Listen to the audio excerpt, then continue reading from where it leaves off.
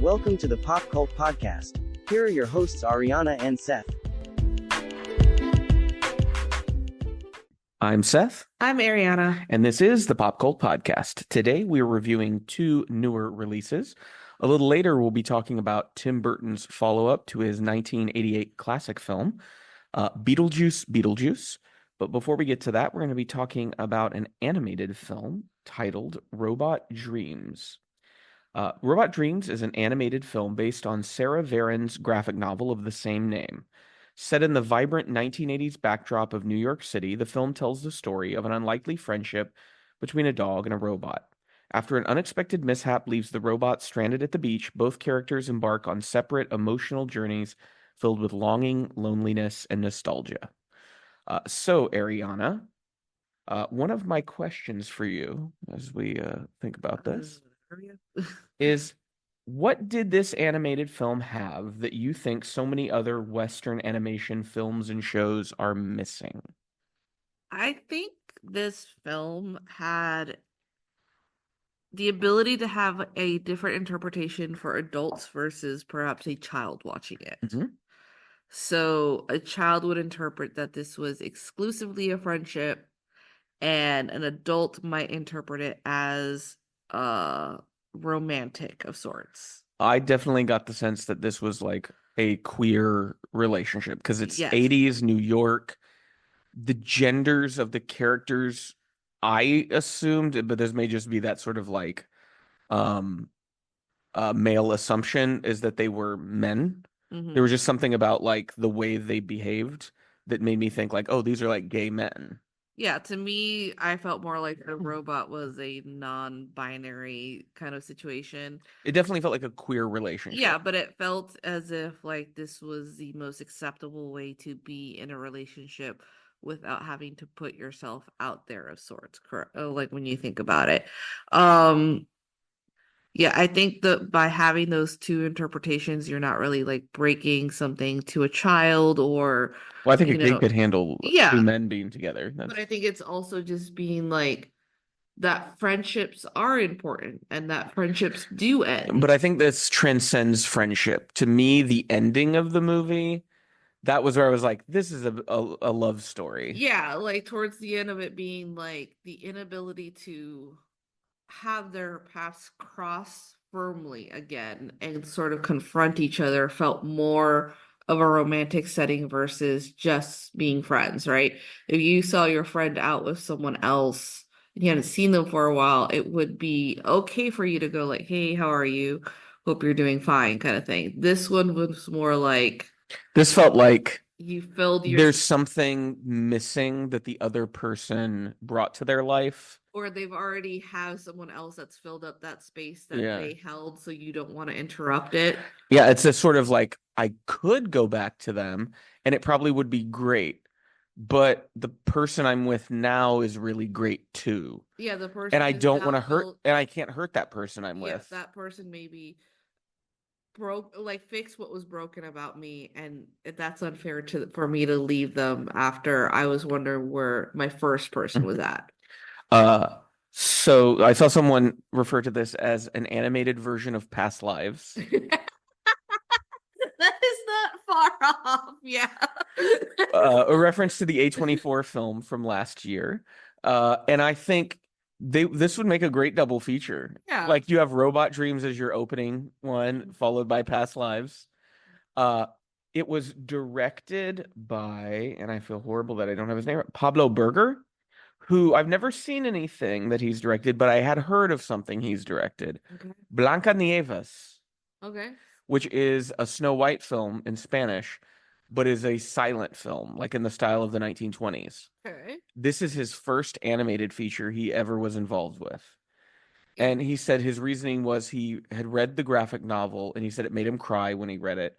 And in his head, he was like, you could never do this as live action. Like, he goes, this has to be animated. It has to look like it does on the page. And I do love, like, there is essentially, like, no dialogue. Yeah, I mean, there isn't really, right? No, it's one of those films where you could sit down and you don't have to worry about, like, so much about the interpretation of it. You could just let the person go through it. And think for themselves versus, oh, what you're supposed to feel is exactly on the page. Like, Well, and so I read an interview with Berger, and he was saying that there are so many Easter eggs in this movie to New York movies. And he okay. said we were very inspired by people like Scorsese, Woody Allen, Spike Lee, like people whose work you associate with like the way New York City looks in cinema. Yes. And so I felt when I was watching the movie, it was one of those movies with so much detail in the background. Yeah. I remember a scene where they're like robot and dog are walking down the street, and then we get a lot of shots that are from the point of view of people inside businesses they're walking Mhm. past. And it just felt very alive. It felt like, oh, there's stories to tell in all these little buildings, and Yeah. all these characters have a story. It felt very lived in. It felt that they kind of knew and respected everything that was around them, and that they weren't trying to be like, this is Europe's version of New York, or this is the Midwestern's version of New It York. did feel like the movie version of New York. Yes. Uh, but they also mentioned influences by someone that I could tell when I watched it, which was Jacques Tati, Yes. the silent comedy. They also mentioned Charlie Chaplin. And whenever Berger was asked what other animated films he really appreciates, of course, he named Studio Ghibli. Yeah. But he also named a lot of films that have come out of France in recent years that were directly inspired by Jacques Tati. There's a film, I believe it's called The Illusionist, that they took, it was an unfilmed Jacques Tati script and made an animated film based on it That's a cool idea. because he had died long ago. And so this was a way to make that movie and because there's very little dialogue in his movies, all you have to do is just find someone that can watch his movies and animate his movements and everything, and you kind of recreate that. So in this age of like AI, I'd much prefer handmade animation Yeah. if you're going to bring someone back from the dead, because at least someone had to put some work into it, right? Yeah, instead of just putting it and being like, hey, we found someone who has the same kind of body type, so now we're gonna Do a deep fake deep over fake, his yeah. face and then make you all feel kind of icky about it. And then the animation style, because that's what really stuck out to me. It was so distinct. Not that I hadn't seen it before, but it's not Disney. It's not any of the various like anime masters. It's very much a European style. And then I found specifically what it is. It is Ligne Clair, which is clear line, I think, in French. Okay. And it was pioneered by Hergé, who made the Tintin Okay, comics. that makes perfect sense. And it's some of the things I said, strong lines, which is what stands out to me, those really strong black lines. Often no hatching, so no texture put onto things. Yeah. Illuminated cast shadows. So instead of like shadows are actually like a part of the animation rather than just like a background thing. Yeah. Um, and cartoonish, colorful characters against detailed, realistic backgrounds, which is what I felt is it looked like New York City, Yes. but it was populated by cartoon animals. Yeah. Uh, so when we talk about the way the film tells its story and the emotions it's able to get out of its story, could you talk a little bit about that? Especially, I mean, the title Robot Dreams and how that Yeah. plays into the film. Well, the robot dreams is obviously talking about when the robot gets stuck on the beach because it's been closed off until summertime. That dog has tries multiple times to break through And we have sort of the like robot rusts because of the salt water. yes, Yeah. because the salt water. Dog was not careful, didn't know how to retrieve robot to bring them back home. When robot finally gets their tools and is ready to come in, Dog. the dog, like there's gates all over, there's a guard that keeps like preventing dog from coming in. So the majority of the film is sort of dog waiting around for winter to pass Yes. and robot laying on the beach and dreaming that he's being rescued. Yes. So there are like different and there are moments where it becomes very clear that he is dreaming because of different situations that occurs to him physically. Well, there's like a repetition Yes. that also signals like, oh, we're in another dream because Yeah, it's playing out. A lot of him jumping immediately without like any repercussion, like being able to jump the fence or like jump into the scene, for him to go to these different situations where he's able to come back to dog. And And when his dreams, the world is like a magical, amazing place.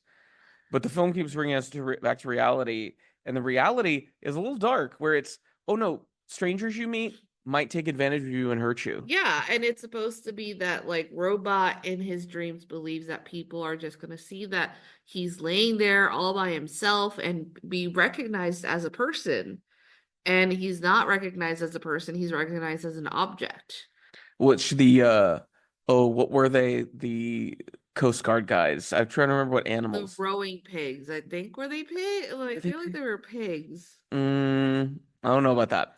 But they're sailors who are like training, Yes. and they stop, and then he has this whole elaborate dream sequence where they like rescue him, and he goes to Dog's apartment, but then he witnesses Dog has replaced him with another robot, Yeah. which is when he wakes up from the dream. Yeah. And then what happens when he wakes up? His leg is being chopped off By the the Coast Guard, the yeah. Coast Guard. Because it's his toe is the perfect shape of a hole in their boat. So it Yes. fixes the leak they had. Mm-hmm. And then what's even, I love the fact that like that's not even just a thing that they forget about, where they toss his leg away, and that leg and where it lands becomes something later when Dog finally gets access to the beach. Yes. And so it's just one of those movies where you might think something is an insignificant moment, but it actually becomes a very important detail that comes back. One of those is Earth, Wind, and Fire's September, Yes, it's a very important theme throughout the whole movie. which is a song that I find to be very overplayed, right? So when you throw it into a movie, you might be expecting like, it's just going to be like, oh, that song. I hear that song all the time. I think this movie actually took that song and freshened it up and gave it a different feel. And then the way it's used in the score of the film. Yes, I think it will, because it's been memeified, right? Yeah. It's now, before it was just, a song that you heard that says like, oh, this sounds like a happy song. And now every time it's September, do Yeah. you remember? Well, it's that date. People Yeah. will then like, because there's somebody who they do videos every year, and I don't know if they did it anymore because of COVID, but it was just a more elaborate like musical setup and Yeah. performance. But this one, it kind of freshened up by showing you like it's such a danceable beat.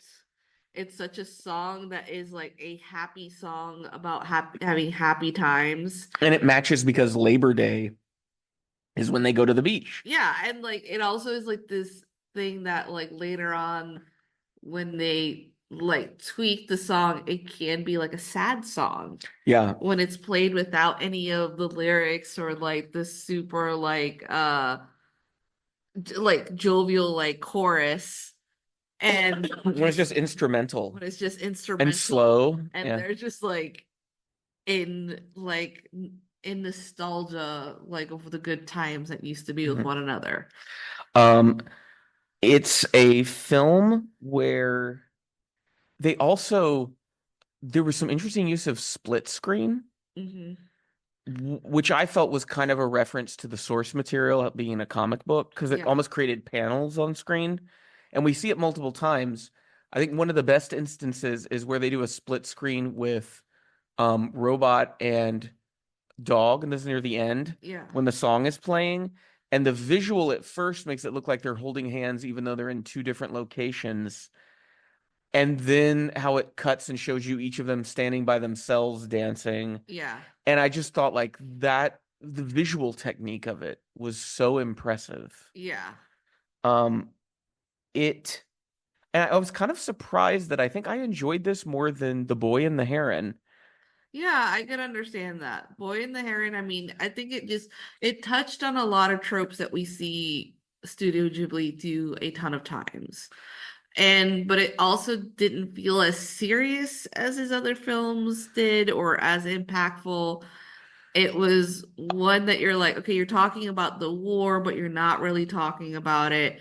And oh, I'm supposed to inherit this thing, but I reject it.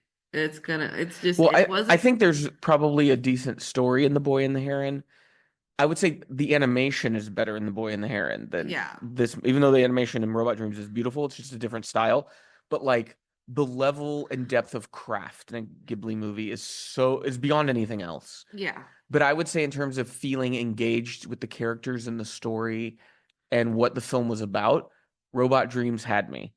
And it was a little maybe a little Fellini-esque with like the way dreams were incorporated. And it Yeah. was sort of the importance of reality kind of faded, where it was, but if you can escape in your dreams, isn't that kind of real too? Like, Well, I think there's also this like this sad touchingness when you think about how, yes, these two people were very important in each other's lives, but the reason that they didn't work out was Dog didn't know how to take care of like Robot. yeah, And because of that, Robot is left behind. And while Robot is sitting there waiting with nostalgia, it is not as if Dog is like this faithful like companion. he's still looking for other He's friends still and things. looking for something that will fulfill him. And then in the meantime, like Robot is dreaming, but when he does finally meet someone who's like dubbed Rascal from like Rascal's Yeah, favorite he's song, like a raccoon, um, who is able to put Robot back together. but he's totally different than Dog. He's a Yes. little rougher around the edges, Yeah. but his life is centered around like repairing things. Yes. And so in that he gives Robot like a new body. He finds a substitute leg and then finds a leg that matches, but it's gold. It like he basically decorates him and puts him with this new life. He makes him unique compared to the sort of manufactured by a friend thing that he Yeah, originally started. and it's like the ability that basically this person was willing to put the work in to make sure that you're okay. And then when Dog finally realizes, oh, I'm gonna get another robot, that is when he's like, I have to treat the robot Well, correctly. because when he's at the beach the second time with the new robot, he's keeping him out of the water. He's putting He's oil on his yeah, body. to protect him.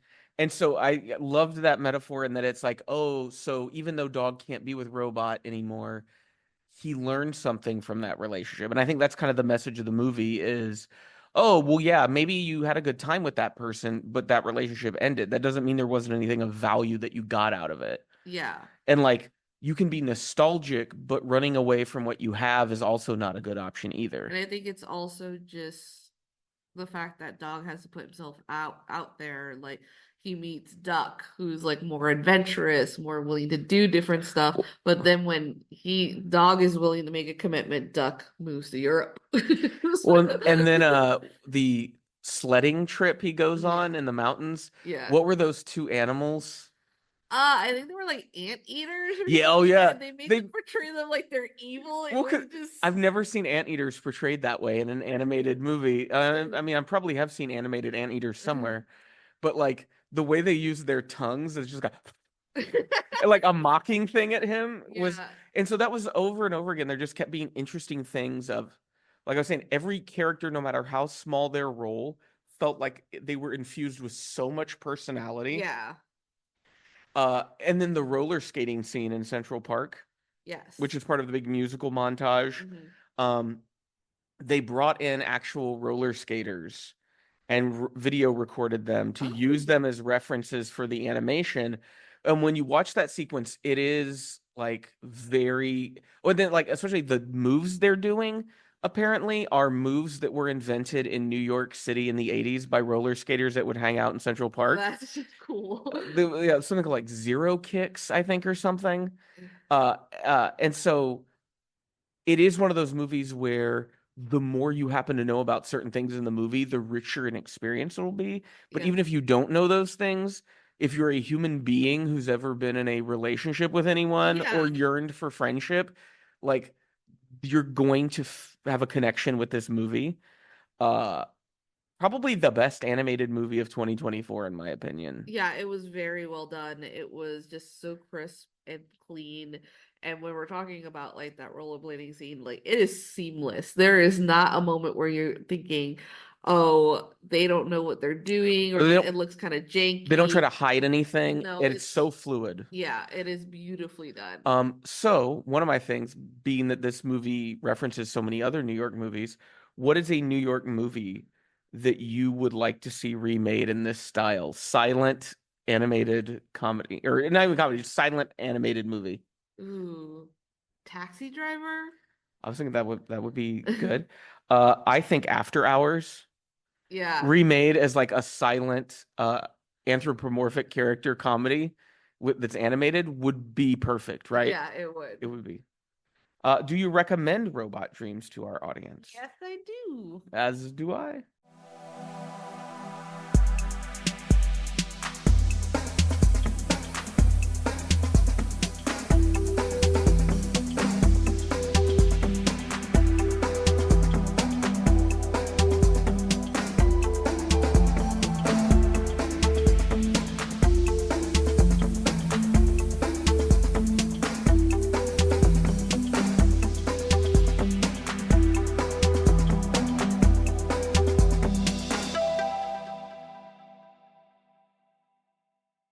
Three generations of the Dietz family return home to Winter River after an unexpected family tragedy.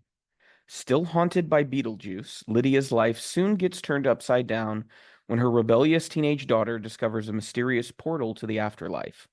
When someone says Beetlejuice's name 3 times, the mischievous demon gleefully returns to unleash his very own brand of mayhem. We watched Beetlejuice Beetlejuice. Uh-oh, I've said his name 3 times.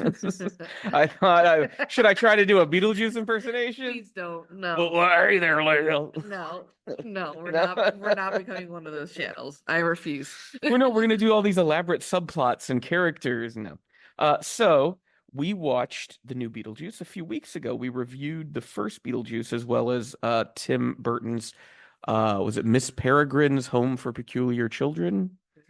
That is our most disliked episode on YouTube. Disliked by other people? Yeah, Why? thumbs downs. Wow. Yeah. Why? Why do I think because we said we didn't like these movies, so there's some like butthurt Tim Burton hardcore fans that are like, no, they're wonderful.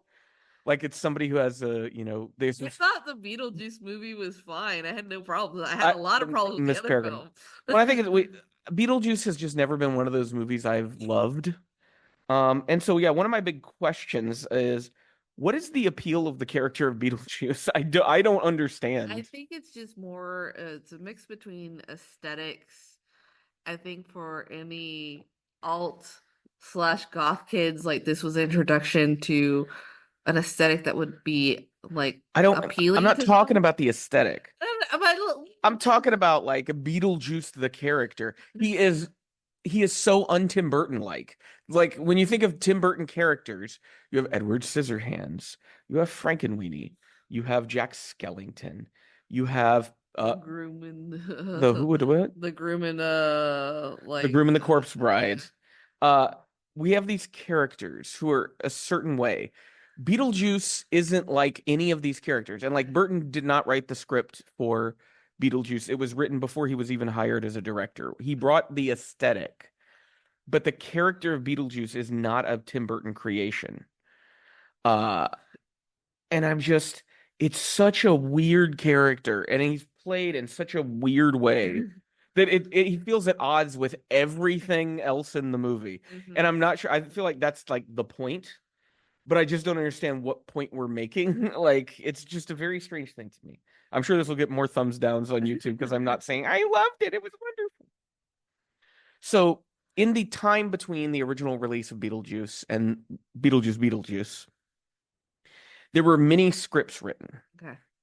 This film is the result of mashing together some scripts, which I think we could tell when we watched it. Because for an hour and 44 minutes, there's a lot of things in this movie. So some of the previous ideas for a Beetlejuice sequel, here's titles that I found. Beetlejuice in Love, which involved a guy falling off the Eiffel Tower after proposing to his girlfriend and dying, and then Beetlejuice trying to get into the real world so he could take her as his own, and then the guy trying to compete to get out of the afterlife to rescue her. Oh, okay. Yeah. Beetlejuice Goes Hawaiian, which involved the Dietzes buying a resort or something in Hawaii, but it turns out it was built on top of some like holy site for Hawaiians, so they have to rely on Beetlejuice to help them like exorcise the native spirits or something, which is a real weird colonial narrative. And then two I just found titles for, but no descriptions, which were Beetlejuice and the Haunted Mansion, which I don't think is the Disney Haunted Mansion, and Beetlejuice Goes West, which I don't know if it's a time travel story with cowboys. I don't know. But this script was written by Seth Grahame-Smith, Okay. who former SNL writer. He wrote the book and I think wrote the script and maybe directed Abraham Lincoln Vampire Hunter. Okay. He also co-wrote Dark Shadows for Burton, which I think is one of the worst Tim Burton movies I've ever seen. Yeah, it's not. It's not good. And so he wrote it, but then they brought in Millar and Gao, who are a writing duo responsible for the Shanghai movies. They also were, I believe, the co-creators of Smallville and that kind of stuff, that kind of shit. Sorry. It just said was like that kind of stuff. So it's things that I would say don't appeal to me. Yeah. But I would say there were parts of this movie that I genuinely enjoyed. Yeah. I just felt that the thing went on for too damn long and there was too much stuff. And I counted it, and I think there were 6 romantic couplings in the movie. Yeah. And some between multiple characters. So like you have Lydia and her fiance Rory, and you have Lydia and her deceased husband, and you have Lydia and Beetlejuice. That's half of them. That's 3 right there. And I didn't feel like any of them ever really amounted to anything. No, I think so. The strong point of this film is Lydia, Astrid, and Delia. Delia. They are, when they're together on screen, I really like enjoyed like that dynamic. I like the fact that like Delia is kind of like telling Lydia like, you did the same shit to me when you were growing up, and she was just like, I was a teenager. She's like, hey, what the fuck is your child? I like the fact that Astrid is not enamored with her mom. She's kind of like, she thinks that her mom is a fraud. I like the Well, idea. let's talk about that. Yeah. Because that was one thing where I was like, do I believe that character would be doing this? So Lydia Dietz hosts a show creatively called Ghost House. Yeah. Where she goes and visits places, but she also does in-studio interviews too. She does like the interviews after she's gone to the place. Okay, so it's sort of Ghost Hunters, but then a talk show element. Yeah. It did remind me a lot of Ghostbusters 2 when Peter Venkman is hosting a paranormal show, which is just kind of an elaboration on him doing the experiments in the first Ghostbusters movie. Yeah. So it's just an opportunity for him to be kind of smarmy with these guests who are a little loopy. And so it felt like a trope I've seen in movies like legacy sequels before. Yeah. And I just don't know if Lydia from the first Beetlejuice movie had aspirations to host a TV show. I think to me it kind of made sense. Why? I think it just sort of like that she would have become like famous later on, like throughout the town, and then maybe throughout the state, states, especially the way that her parents were pushing it about living in that haunted house. And were they marketing it at the end of Beetlejuice? At the end, they said that they were going to give it a pause, but that they really wanted to market it afterwards. It made sense to me. I think but that feels more like a parent thing, right? Than Lydia. Well, like it just, to me, I kind of like the concept of her just being a medium. I not have a problem with her being a medium. For me, it was hosting the show because she didn't seem like someone that wanted that kind of a spotlight on herself. Think maybe it probably would have made more sense if she had like a really popular podcast. Yeah, I think that might have worked. Because she came from money. So it wasn't like, oh, I have to do this show to make, and they didn't like show that the family was in kind of like economic dire straits. No. And so because she had shown an interest in photography in the first movie, right? Yes. And that's where I think having her become like a well-known photographer in like these sort of niche circles for photographing ghosts, I Yeah. think that would have fit the Lydia character more. I think they wanted her to be recognized by people in this movie, which is why they went with her being a TV host.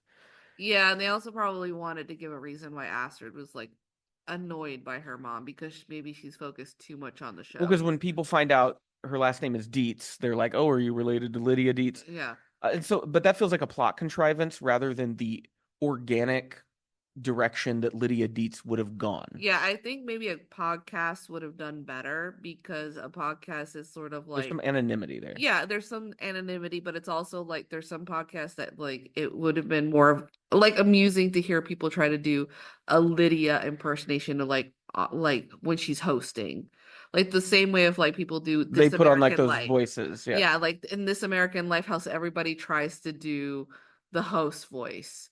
So it'd be like just being like, oh, and this is haunted house. Like we're like just Well, because I think it would have been interesting you do that, and then you have Delia make comments about like, or like Rory is a TV executive or something, and he's pressuring Lydia to turn her podcast into a TV show, and Delia's like, "Oh, great, maybe you could bring me on and I could promote my art or something," right? And so like it creates, there's like an actual plot thing where it's Lydia choosing, am I someone who wants to be seen or am I someone who's okay with where I'm at? yeah.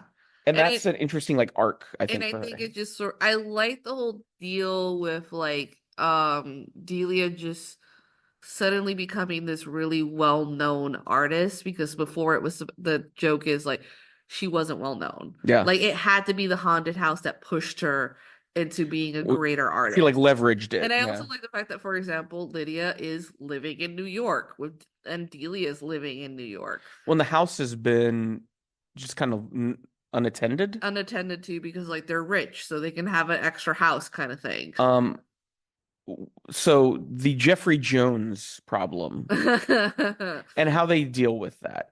Because I wondered, like, oh, are they going to kill him off and then we'll never mention him again? But the thing is, he does have a uh I want to say Jeffrey Jones because that's not the character. And I forget who the character, what his name is. The dad in the movie. Mr. Dietz, we'll call him.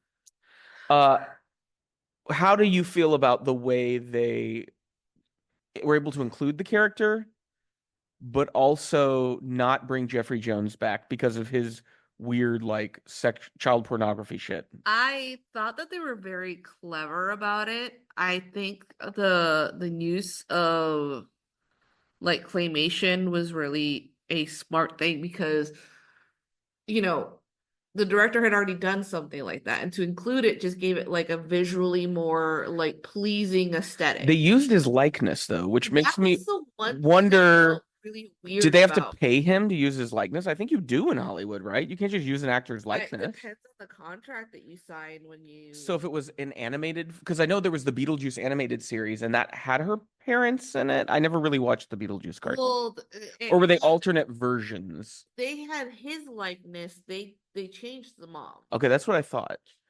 She The was more like a mom. Midwesterny housewife or something in the That's cartoon. if what I can recall. I could be wrong, but it felt more like I was okay with it, but at the same time, I have like this weird feeling of it being like, yeah, you did something kind of fucked up, but they're still using your likeness. And so you're probably getting paid for this. So I don't know if you are, if he is getting paid for it. I think it's just still, Well, they get rid of his likeness early in the movie. So yeah, like we see his face for one scene, yeah, and which it's makes me think they were gonna have to pay him for his likeness, and they knew they had to show him at least once. mhm. I don't know why they couldn't have done all the claymation from behind, and we never see his face. Uh, Or like chin yeah. down, and he's still wearing like the kind of clothes that he So was wearing. what did you think of their narrative uh escape hatch? Uh, See, the thing is, like, had it been done without the claymation, it would have been like a funny, haha, like we're never gonna see his likeness. But the claymation, like, it looks a lot like him. They recreated him, yeah. They recreated him, and I think there is kind of the problem of the fact that this person did an awful thing, but you're still using his resemblance to some degree. Yeah. And Though I feel like they do turn it around just for that character and like I thought it was very interesting the way Delia like genuinely was in love with him, yes. which was something from the first movie. It feels like they're very contentious and always arguing. Yeah. And so it does turn it around and they do get like a happy ending, Yeah. which was not something I was expecting the movie would deliver. Because I wasn't sure how important Catherine O'Hara's character would be in the sequel. And I don't think she's like a super major important part. She's not a major important part, but she does deliver at least some funny bits. I like the fact, like for example, Astrid is ignoring her mother's calls, even though like her mother is calling her like repeatedly to try to tell her like over the phone at the least that her grandfather has died, only for Delia to come out basically embarrass the fuck out of her by being like, stop torturing your mother like at the school. And because I did like the fact that they're just like, yes, she loved her husband very deeply, but let's not forget that this is a very dramatic woman that will take whatever chance she gets to. I do feel they toned her character down. Yeah, because she is older. And Like, I kind of get that, but at the same time, I'm like, she was one of the more fun parts of the first movie. And I don't feel like they lean into Catherine O'Hara's comedy abilities in I this. think they didn't want to make her too funny because of Schitt's Creek. Why? I don't know. I feel like those characters had like way too similar aesthetics. But like it's a character type she's very good at playing. Yeah. Because I mean, I guess we couldn't have given Delia more time because then what would we get if we couldn't have Monica Bellucci in this movie, who serves no narrative purpose? She was just honestly there because she's Tim Burton's girlfriend. Girlfriend, and Tim Burton wanted to be like, "Hey, you want to see a hot older woman?" So her character Dolores, the only interesting part about that character is her connection to Beetlejuice and the flashback that we get. Yeah. Which that was one part of this movie I really appreciated, and it helped remind me, oh, Tim Burton isn't just this kind of bland, commercial, boring guy at this point who kind of has like a one-note aesthetic. Because the flashback to Beetlejuice and Dolores' relationship is shot in the style of Mario Bava, the Italian horror director who I think most people will know Black Sunday, which is about I think she's like an ancient witch being reawakened, and it's like medieval, like Eastern Europe. Yeah. And I thought that was such a clever aesthetic choice to use to shoot that scene. Yeah. And it made it feel totally different from the rest of the movie. And the fact that like Beetlejuice starts speaking in like old Italian. Yeah.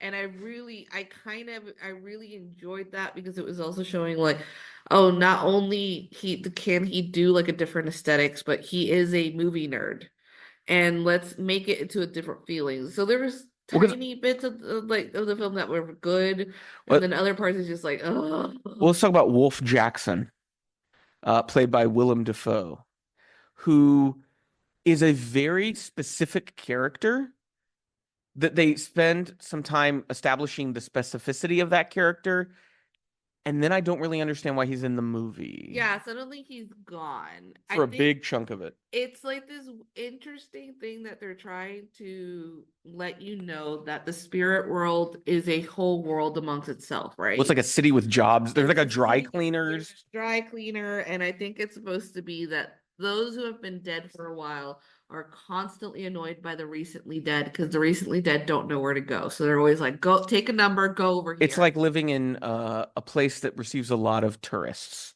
Kind of like New York, or like Amsterdam. Like, and you're constantly like, oh yeah, it's over there. Everybody knows it's over there. Yeah. And it was a good feel for a little bit. It was interesting. I liked it. And then it was just like Willem Dafoe's character is supposed to be like this detective that is investigating where all these souls are vanishing to. But it's tied to the Dolores plot, which goes nowhere. What happens in a lot of this film is just it loses itself, or they forget to put certain scenes to make it interesting. So for a while, Willem Dafoe just kind of disappears. Like he pops in and out almost like Like he's an indication of what a commercial break should be. Well, it's when you think about the role Danny DeVito plays in this movie, Yeah. that was like the perfect role for someone like Willem Dafoe to have played. When you already have a movie that has a lot of plot going on with Lydia and Astrid and Beetlejuice and all of this other stuff, you throwing in this Wolf Jackson character and giving him so many scenes, but they don't really tie into anything other than he switches from being like kind of an ally to Beetlejuice to a soft antagonist for a bit, but then isn't Yeah. anymore. I think it would be more interesting the way Danny DeVito character has like one scene in the movie Yeah. and they kill him off. And it's like perfect because it establishes this other person as a threat. And I think you should have done the same with Wolf Jackson. Introduce him as the detective trying to track down the killer. He meets with Beetlejuice, then he tracks the killer down somewhere, and then he dies, right? Yeah.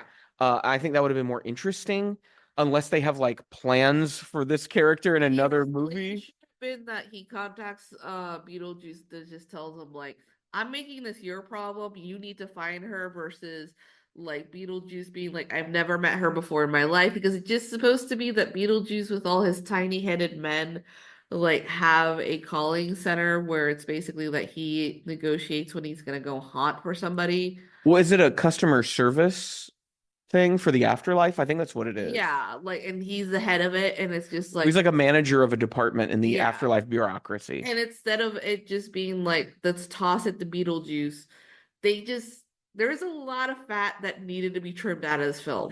Well, because then you even had like Bern Gorman, who's a British actor. He was in Pacific Rim. I think he was on Torchwood, who shows up as Father Damien, which is a reference to The Exorcist. And you see an actor like that, and you're like, oh, okay, he's probably gonna play a role, right? He's a priest, and this is a movie about death. Yeah. Not really, no. No, no. And then like there's this whole thing that like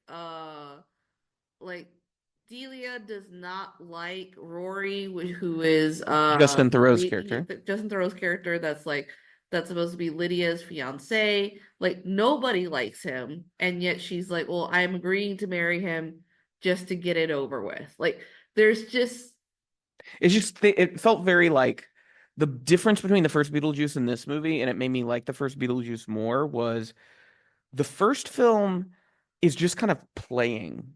And it's yeah, not like concerned with a plot. Beetlejuice is kind of an antagonist, but he's not really in much of the first movie. like it's not as plot heavy as this one is, and this one they just tripled all the plots. And there has to be like a lesson that we learn at the end and Yeah, all of this. just being like, okay, no, Lydia's dad died. They go back to the house because that was like his favorite house, blah blah blah. Or Astrid starts to see ghosts and Lydia freaks out, calls on Beetlejuice to help her and trim it down a little bit versus just like well, because then there was all the stuff with Lydia seeing Beetlejuice out in the world. yeah. And I kept thinking, well, is she imagining she's seeing him or is she really seeing him? I think they imply that it is It is Beetlejuice, Beetlejuice because but he's it's been sort of, trying to reach has he her. been doing this ever since? And Yeah, if it, he indicates that he's been trying to for years but to connect. she acts like it's something that she's just started to notice. Because it's sort of like he was indicating something in the film that like something was stopping him from being seen, and now he's But that finally broken never through. is addressed, is it? No, it isn't. So I think it would have been more interesting is she hasn't seen Beetlejuice since they moved. When she comes back to the house because of the events of the first movie, Beetlejuice is like part of him is tied to that house, Or it could have and been he senses she's back, or it right? could be like, hey, her dad dies. She starts thinking more about the house, that he starts popping up more in her because it's like she's coming closer. Like, oh no, like the hold on her is finally coming through. Like, but it's just too Well, much. and there's one element we haven't talked about in this movie that is like a major element in the movie. Jeremy. Oh yeah, I talked about it briefly about Astrid seeing ghosts. This character feels so out of place in this movie to me, especially when you compare it to the first movie, where Yeah. it's just it feels like a script where they're like, oh, we need to make this more in line with contemporary movies, so we need to have just a straightforward traditional villain. When most of Tim Burton's movies didn't really have that. Like Pee-wee's Big Adventure does not have a straightforward villain. The first Beetlejuice doesn't have a straightforward villain. Edward Scissorhands, there's like some people in the community that are bad, but they aren't really like villains in the way you might imagine them, right? Yeah. Uh, I would say like Batman was the first time Tim Burton had a genuine like, oh, this is a hero and this is a villain dynamic.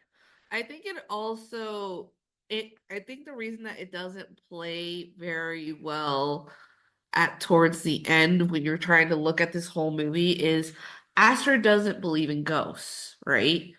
So it she doesn't believe in ghosts. She doesn't know this is a ghost until it's a little too late and he's like, "Gotcha, little trickster." He's wooed her, yeah. Like it would have been a more interesting thing if like maybe Astrid lamented the fact that she'd wished that she'd seen ghosts.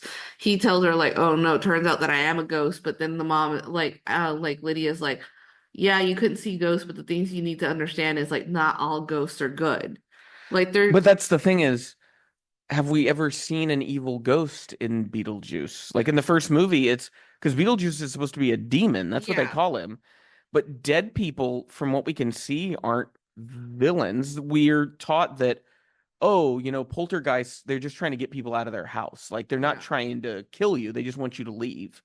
So that makes Jeremy's character so strange to me, is he feels like a new element that doesn't necessarily fit the world of the afterlife that's been established. yeah, Um, yeah, and like the fact that his house is for sale, we find out, but is there not a for sale sign in the front yard? Because Astrid's character goes over there multiple times and never comments on like, oh, your house is for sale, you moving or anything. Like, but there's a character who specifically says how she can't sell that house yeah. because of what happened in it. So that's where there was a lot of plot contrivance. A lot of like, we need to make the story work, so we're gonna ignore some bits of logic and just kind of force these square pegs into these round holes because that's what the movie is. And the end of the Or even movie, having a remark of like the woman who was like, "Oh yeah, I can't sell that house." Is like, I've given up. You know what? I just even like took off the for sale sign because whatever. well, because Astrid's plight in the movie is tied to this Jeremy kid, but in the end, he doesn't seem that important to the story. They end him so quickly the same way that they end Dolores.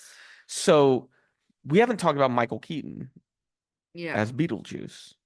Having recently watched the original film and you saw his performance in that, what were some things you noticed in this movie about his performance that maybe were different?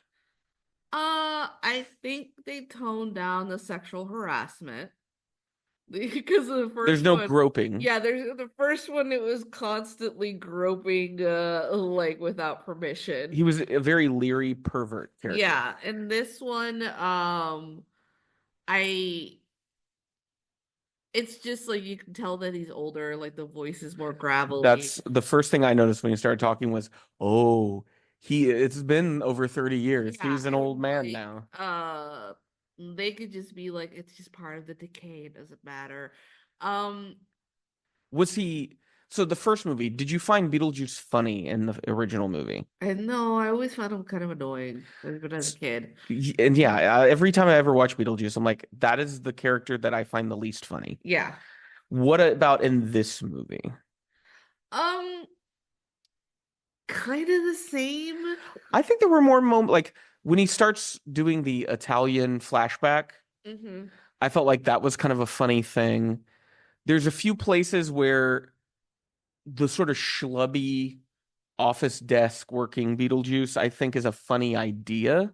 Yeah, because it's just being stuck. I think it's just I wish that maybe they would have had a moment to explain why is it that he just is so in love with Lydia It never made sense. because then at some point she's like, "Well, I never really cared for like the 6,000 year like age gap." And like Well, and like he keeps a photo of a young Winona Ryder yeah, like we're who's like talking like 15, yeah. and I was like, well, that's kind of a weird choice. Um, and so and so much of the movie is about I need to reunite with Lydia so we can finally get married. And the big question I kept having was, well, why? Yeah. Because in the first movie, is he doing it so that he can permanently be in the land of the living? Yeah. But he doesn't really talk about that in the No, sequel. It's like he seems like he's genuinely in love with Lydia. yeah, so But why? I don't know. It's kind of like the one that got away kind of bullshit that people. Uh, yeah, it's wish they had kind of picked the Beetlejuice Rory plot line and just kind of stayed with that the whole time Mhm. rather than adding in all this other plot that just weighed the movie down. Yeah. And like the further I got into the movie, the more I started to feel like, oh, we're going to introduce another thing. Okay. Because like Jeremy doesn't get introduced until what, like 30 minutes into the movie or more? Yeah, and then there's this whole plot with like the dad, I mean Astrid's dad. Well, and then Rory, I mean, we didn't even talk about all of his stuff that goes Yeah, on. like stuff isn't even that interesting It's 'cause comedy relief. it's comedy relief, but it also doesn't make any fucking sense because it's supposed to be that in a sense he is like an antagonist, but it's just I didn't understand what that character's goal was other if than to just marry Lydia. just marry Lydia so he can make money. Oh, because of her show? Yeah. Well, I think that's why you could have made her the podcast host, and he thinks by marrying her, then she'll have to do the TV show, and then I'll make money. And then that makes sense, like, because she doesn't seem like someone who would do a TV show. Yeah. Um, Now this movie has done insanely well at the box office. It's made over $400 million at the box office, which is not something was And expected. here's the thing, despite all the criticisms of this film that like we may have, I thought it was just fun. Yeah, it was. It's a movie that, like, if it was on TV, I might watch it again. Yeah, and like I like the dynamic between like the three generations. It just it just wore out its welcome. And I would say he does adhere to physical effects whenever he can. The scene where Rory first meets Beetlejuice, he and Lydia get pulled into the couples therapy. Yeah. And the scene where he says, let's spill your guts. I'll go first.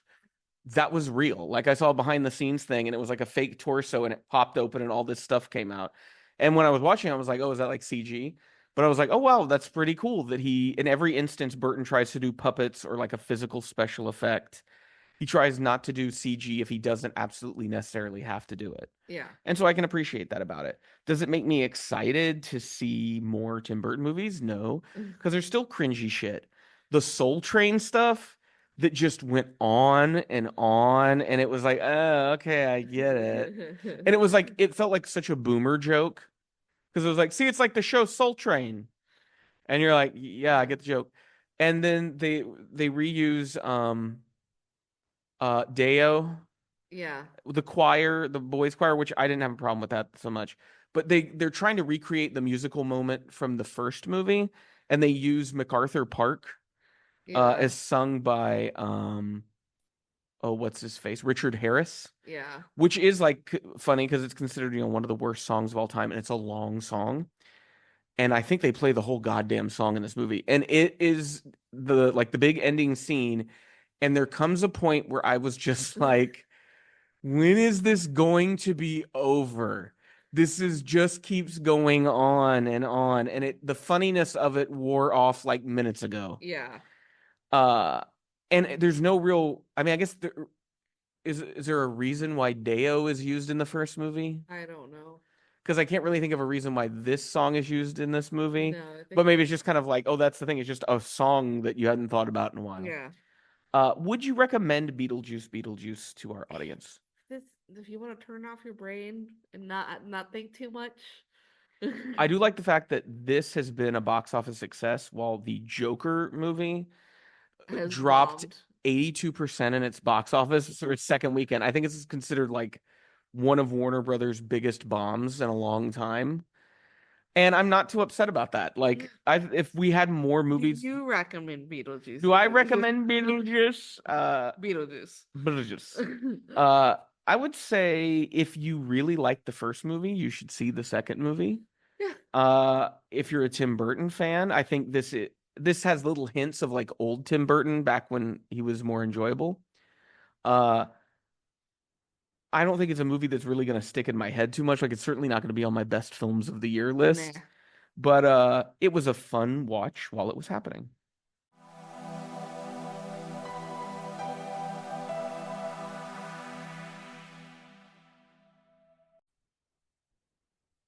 Well, we hope you enjoyed this episode. Make sure to check out our show notes for any important links we mentioned, including to our website, popcult.blog.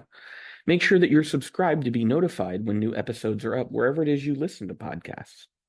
If you visit popcult.blog right now, you're going to find a lot more reviews, and because it's October, we're in the middle of Horror Fest 2024. This week, you'll be seeing reviews popping up for the Lovecraft-inspired From Beyond, George Romero's moody vampire flick Martin, the cleverly reality-twisting Anguish, and more to come. If you enjoy what we do here on the podcast and on the website, we'd encourage you to support us on Patreon. We have lots of different reward levels for you to choose from, and I want to thank our current patrons, Becca and Matt. They donate at the writer's room level, and that lets them pick one movie a month for me to watch and review, as well as access to many other things, including our patron podcasts. We just launched our newest patron-exclusive mini-series, Love at First Laugh. The first episode is available for anyone to listen to on our Patreon. Subsequent episodes will be behind that paywall.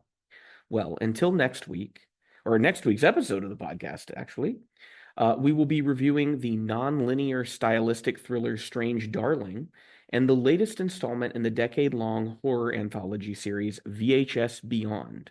Well, until next time, you keep listening, we'll keep watching.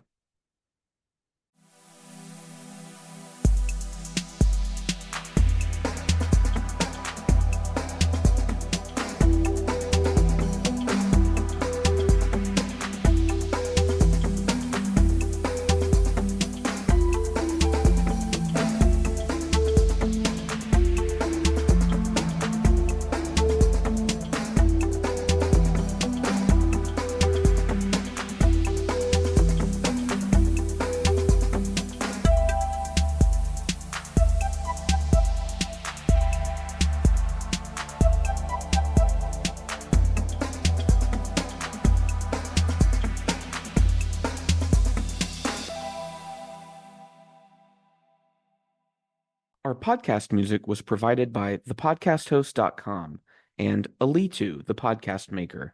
Find your own free podcast music over at thepodcasthost.com/free music.